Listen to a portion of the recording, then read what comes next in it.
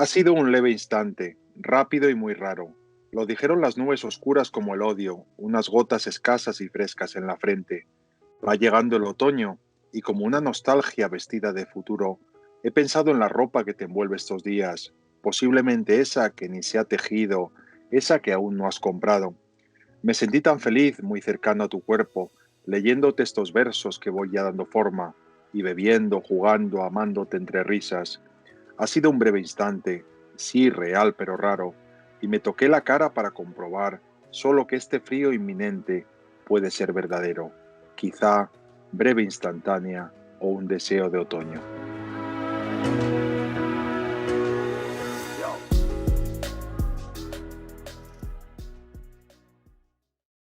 Más o menos, ¿qué van a encontrar los lectores entre las páginas de tus obras? Mm, no lo sé, no lo sé, no sabría decir, no sabría qué preguntárselo a los lectores. A mí me gustaría pues que les gustara algún verso, que les gustara algún poema y se quedaran en esos poemas, ¿no? Entonces, bueno, a veces sí que te encuentras gente que te dice el otro día por casualidad en internet, claro, porque ahora el medio ha cambiado, efectivamente, hace años era solo el libro lo que llegaba, cómo llegaba la poesía a los lectores, pero hoy en día hay muchos poemas tuyos que aparecen publicados en alguna página o en algún blog y alguien los redirecciona en algún sitio. Y entonces me he encontrado algunas veces gente que me dice, oye, pues el otro día por casualidad he visto un poema tuyo que me ha emocionado mucho y en estos días, por ejemplo, este año que hemos estado confinados y tenía mucho tiempo, pues me ha emocionado mucho ese poema. Hombre, pues eso ya es una recompensa, que alguien, por ejemplo, que tú que no aspiras a nada, pues tampoco aspiro a ser un clásico ni nada, ni un grandísimo escritor, ni me creo nada, pues hombre, que alguien te diga eso ya es una recompensa suficiente. ¿Cómo te inicias en este mundo de la escritura? Pues yo creo que de adolescente. Bueno, yo ya escribía de niño, era como un entretenimiento escribir de niño, sobre todo escribía cuentecillos cuando era pequeño. Luego hay una etapa que dejas de interesarte porque la adolescencia pues te dedicas a otras cosas, tienes otras prioridades y ya en la más tardía adolescencia yo me di cuenta que la literatura me ayudaba a muchas cosas, pues yo en aquella época pues era más bien tímido o iba muy a mis cosas y entonces, bueno, la literatura te ayuda un poco a crearte tu mundo interior y entonces, bueno, a mí me ayudó mucho en aquellos años la literatura y ya a partir de ahí ya un poco me lo empecé a tomar un poco en serio. ¿Tú cómo definirías la poesía? Bueno, es un lenguaje diferente, que muchas veces no está tan reñido con lo que sería el lenguaje cotidiano. Lo que ocurre es que a la poesía la tenemos miedo, bien porque no nos lo han enseñado adecuadamente, o bien nos entra ese miedo a acercarnos a un poema. Pero poemas hay muchos y poemas hay muy variados. Evidentemente, la gente que tiene que acercarse a la poesía tiene que acercarse a esos poetas que le pueden llegar más y conmover y ser más fáciles para ellos. Pero yo creo que la poesía es un estado de lenguaje que nos transforma, es decir, que en un momento una palabra o un poema nos dice muchas cosas que no pensábamos que nos iba a decir. Entonces, yo creo que ahí la poesía también nos envuelve, es una especie de magia. Y ahora lo que no hay que tener es miedo a esa magia, ¿no? Miedo a implicarte en ella. ¿Qué crees que aporta la poesía, digamos, frente a la narrativa o una novela o algo así? Yo creo que son compatibles. Yo creo que todos los lectores, pues, o los buenos lectores, tratamos de leer diferentes géneros. La poesía exige más tranquilidad, y quizá pequeñas dosis. Yo creo que la novela puede engancharte una novela, incluso una novela de 600 páginas puede engancharte y la lees seguido. Un poema son momentos preciosos, momentos exactos que una tarde, por ejemplo, estás en casa solo y lees un poema que te emociona. Y entonces yo creo que eso es un poco una manera de recibirlo de manera distinta a lo que sería la narrativa y la poesía. Son compatibles totalmente. Y bueno, y a ti personalmente, ¿qué poeta o libros te han influido como autor, por ejemplo? Bueno, yo creo que aparte de los clásicos que vas leyendo cuando estás en el colegio, cuando estás ya en el bachillerato y luego ya cuando estás en la carrera, Yo creo que siempre cada uno tenemos nuestros propios poetas. Yo creo que, por ejemplo, a mí me influyó mucho un poeta que es Luis Cernuda, de la generación del 27, al cual considero pues, que es uno de los grandes clásicos del siglo XX. Después, un poco siguiendo a Luis Cernuda, pues me enganchó mucho la poesía inglesa. Entonces yo he leído mucha literatura en inglés, es decir, autores, por ejemplo, románticos, como Keats, como Byron.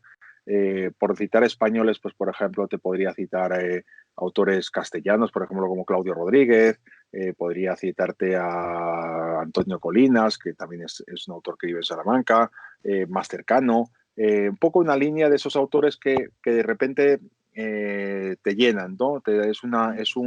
Es una magia así que llega y te destella. Hay muchísimos. La verdad es que me cuesta mucho quedarme con un autor o dos o tres.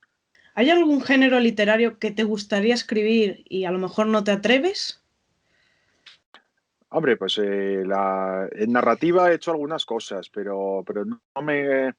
eh, por ejemplo, sí que me gustaría escribir una novela, pero yo creo que una novela es algo, a diferencia de un poema que es un fogonazo y que vas trabajando y lo escribes en un momento, digamos, de inspiración o de sentimiento, una novela es un trabajo. Una novela es un trabajo a largo plazo y entonces te implica muchas cosas, desde revisitar lo que estás escribiendo, crear personajes, crear espacios, la estructura de la novela. Sí que en algún momento supongo que me dará por escribir alguna novela.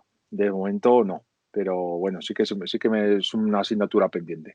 ¿Cómo llevas el tema de las redes sociales y crees que son importantes a la hora de publicitarse y darse a conocer?